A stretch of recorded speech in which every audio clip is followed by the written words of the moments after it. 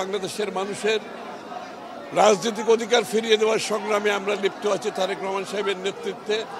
শুধু রাজনৈতিক অধিকার নয়, তার অর্থনৈতিক অধিকার, কৃষকের অধিকার, শ্রমিকের অধিকার, ব্যবসায়ীর অধিকার, নারীর অধিকার, শিশুর অধিকার, এবং সবচেয়ে বড় কথা হচ্ছে বাংলাদেশের সমস্ত ধর্ম, বর্ণ, গোষ্ঠী সকলের রাজনৈতিক, অর্থনৈতিক, সামাজিক, সাংস্কৃতিক অধিকার সুনিশ্চিত করার জন্য আমাদের এই লড়াই। এই জন্য আগামী নির্বাচন অত্যন্ত গুরুত্বপূর্ণ এবং আগামী নির্বাচনে বাংলাদেশে একটা অন্তর্ভুক্তিমূলক আমরা জাতি করতে পারবো কিনা সেই সিদ্ধান্ত বাংলাদেশকে নিতে হবে। এবং আমাদের যে অন্তর্ভুক্তিমূলক দেশ, বাংলাদেশের জাতীয়তাবাদী চিন্তা ভাবনা যে দেশ, এটাকে আমরা পুনঃপ্রতিষ্ঠা করে বাংলাদেশকে একটি শান্তির নীড় করতে চাই। এখানে সহনশীলতা থাকতে হবে, একে অপরের প্রতি শ্রদ্ধা থাকতে হবে, দ্বিমত পোষণ করেও সম্মান রাখতে হবে।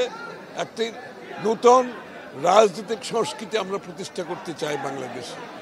এবং আগামী দিনের যে মুক্তি সংগ্রাম, সেটা শুধু রাজনৈতিক মুক্তি নয়, মানুষের অর্থনীতির মুক্তি, তার সামাজিক অধিকারের মুক্তি, তার ভোটাধিকারের মুক্তি, আইনের শাসনের মুক্তি, প্রতিটি নাগরিকের কাছে বাংলাদেশের উন্নয়নের সফল পৌঁছে দেওয়ার যে রাজনীতি, সেই রাজনীতির জন্য আমরা প্রস্তুত হয়েছি।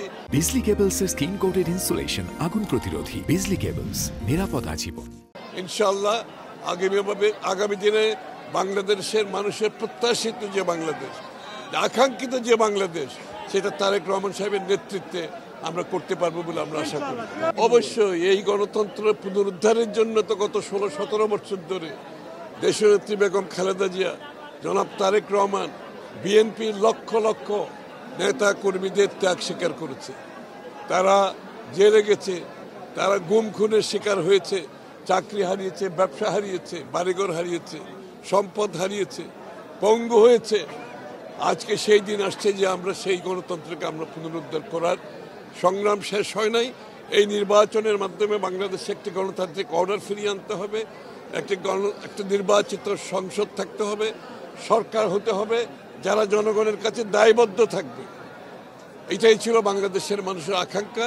ইনশাআল্লাহ ফেব্রুয়ারি নির্বাচনের মাধ্যমে আমরা বিএনপি যে সংগ্রামে আছি সেটা আমরা পূরণ করতে সক্ষম হব বলে আমি মনে করি। Thank you.